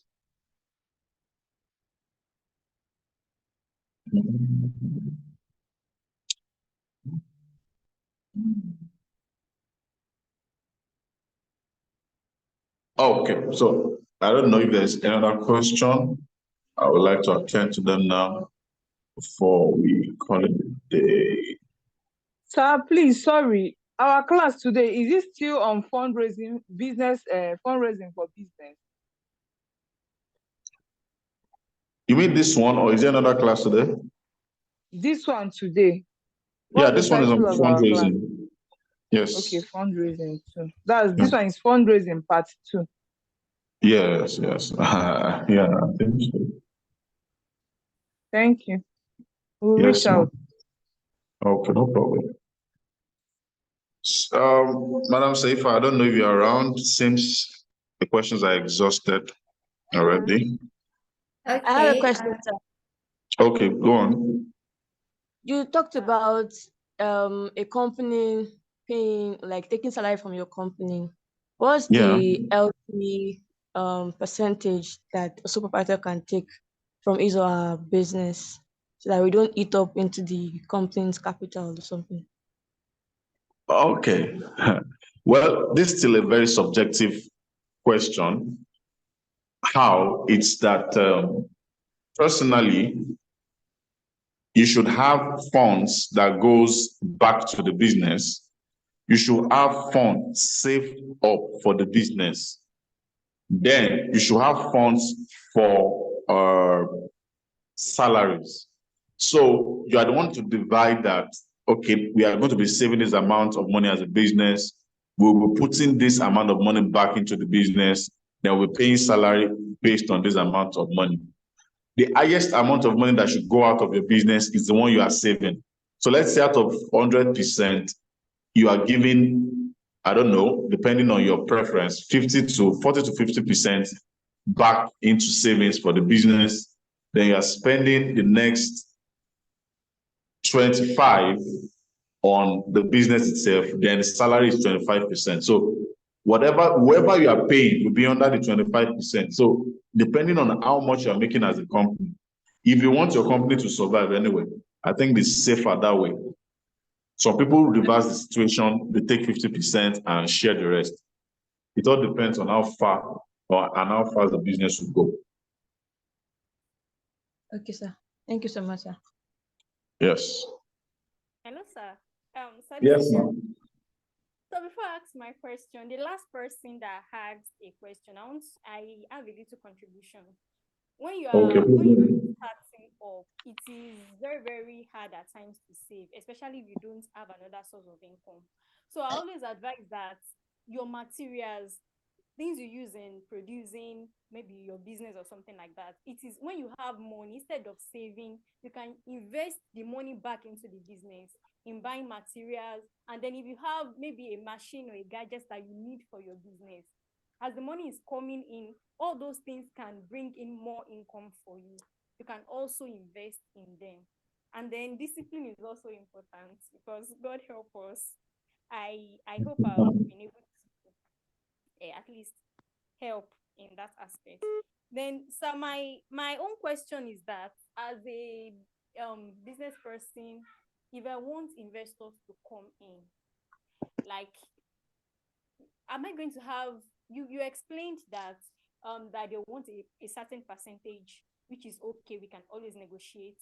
And then, is it for life that, okay, I want you to invest in maybe in 5 years time, you'll be out, I can pay you back? And then when they want to, should there be maybe a clause where we'll be able to buy them out of the business, especially if the business has become big? And then another thing is, when they want to leave at the expiration of that term, are you to give them back the money they invested in the business, either they've made huge profits or not? I want you to explain that part very well. Thank you, sir. All right, so very interesting question. So, like in every investment round, you must be extremely good at negotiating. If not, an investor will eat up your money and your business. So, whenever you are negotiating with an investor, on the negotiation table, you need to spell out what you want. And you cannot spell out what you want once the investor perceives you as you are begging, as if you are begging him or her. So you must ensure that you are not approaching the investor like alpha omega, like the all in all for your business. let the person see that it is mutually beneficial and you want them to exit at this particular time. It is presentation, how you present it and how it is written down, because there's no deal without proper documentation. All right. So eventually, if you are meeting a very big investor, you will need a lawyer so that they can help you with proper and very good negotiation.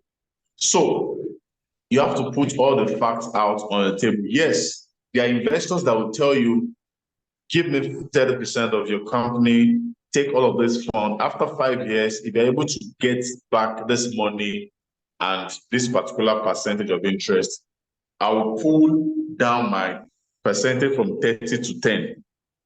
All right. So if the person says so, and usually you can buy people out in business if you have the higher percentage of that business. So maybe the person just has 5% and you still have 95 or 90%. Because of the higher percentage you have, you can force the person's hand out. Of course, that's a lot. There's a lot of other factors that comes into play in that scenario. All right. There's nobody you cannot buy out in business. But from onset, make sure you read the document of agreement. Don't sign a document you did not read, because there are possibilities a lot of clauses are hidden. So please, if you are the one making the agreement so that the investors will sign, make sure you input the part where they will exit. That's the exit strategy for that person. If they agree, good. If they renegotiate and you agree, fine. So it's all on your table as an entrepreneur with a great idea that the investor is interested in. And because they're interested, it's easy for you to negotiate and get your way out. So it's all about negotiation and proper documentation. Thank you, sir. Thank you. Then, sir, about the lawyer, what if I can't afford to get a lawyer? Can I draft out the agreement and then look at it? We can sign electronically or append a signature, like physically. Oh, well, if you are very good at it, fine. You can do a lot of work around that. But you don't necessarily have to have a lawyer like on your payroll. It could just be a one-time thing. And if you are trying to get a serious investment, please get a lawyer. If you want to get, I don't know how much you are talking about, but if you are talking maybe 100 million naira or so, get a lawyer. Don't do it yourself. That's my advice. But if it's something you can do, maybe the fund is not that much, fine. You can sit down and draft it and just get them to sign, and it's fine. But if it's a serious fund, get a lawyer, please. Thank you, sir. Thank you. Yeah. So, Hello, sir. I have one question. yes. Please, can you come again with that response? Please, I lost up. I want to ask concerning a registration of business names. Yeah. Okay. Yeah, my question now is, like, now, for example, now you are running a business. Let's say, for example, you are running a fashion business and maybe you have like other businesses you're doing that is not registered.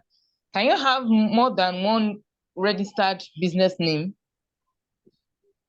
No, please come again. I didn't get that. Okay, like now, I'm a fashion designer. I run a fashion house. Okay, now if I want to do another business that is not in line with fashion, will I register it separately? Well, I advise people to register those things separately. Of course, as Nigerians, being that I've registered a few for a number of persons, they try to look for a name that is all-encompassing. But seriously, if you are going somewhere far, you need to register these things separately and stop confusing it. You know, investors even suspect you when your name is not very direct. They suspect that, okay, this guy has an exit plan that is not telling us. I can just change things anytime. And, you know, there's so many things in this one thing. So please, I advise that you separate each business, register each business separately. All right? Okay. That's All my right. own advice. Yeah. All right. Thank you, sir. Thank you, sir. I have a question, sir. Okay. Second question. For seeking funds, when we want to seek funds, I heard somewhere that it is very high for you to get funds if you have your own equity, like that's the money you are putting in yourself. But what are people that know that they've already analyzed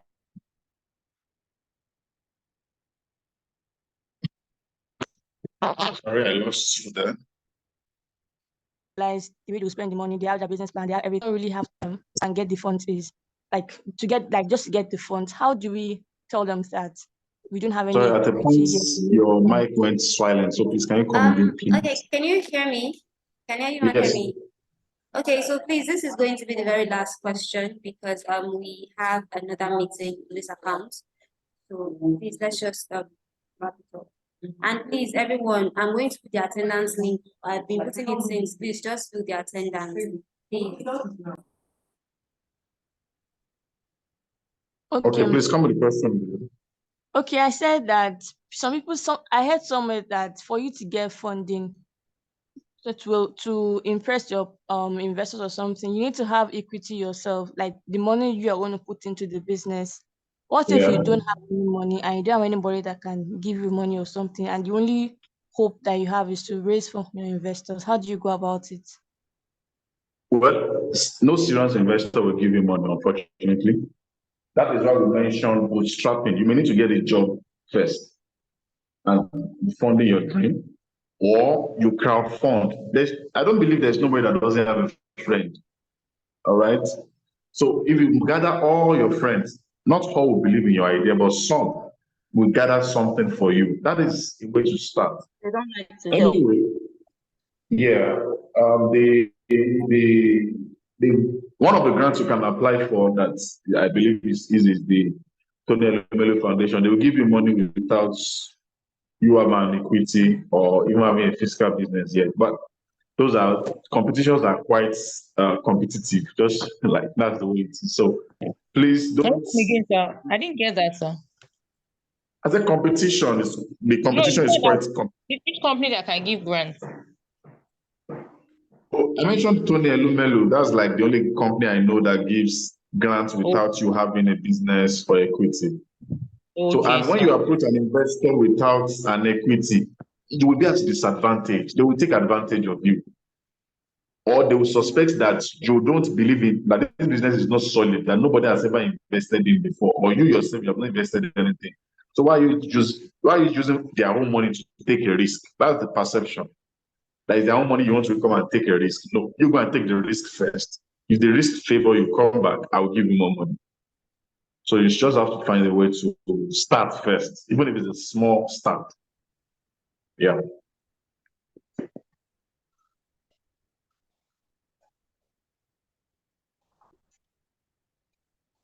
Okay. Thank you, everyone. I believe we had a wonderful time. There are more questions. You can just send me a DM on my phone or something. I would respond sometimes. And it was a pleasure being with you all. Thank you for the time. Your number, sir. I did. Thank you, sir. We have your number, sir. 081 0069 4047. Again, sir. 081 0069